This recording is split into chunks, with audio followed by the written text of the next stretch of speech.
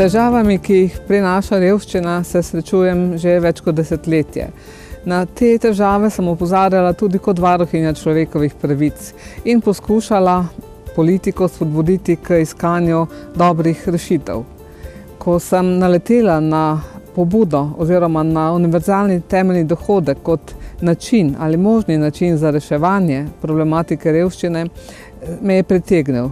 Kasneje, ko sem se še bolj poglobila v to, sem postala nad idejo celo navdušena.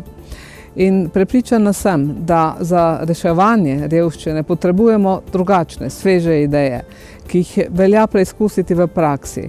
In zato pozivam tudi tebe, da pristopiš k podpisu Evropske državljanske pobude.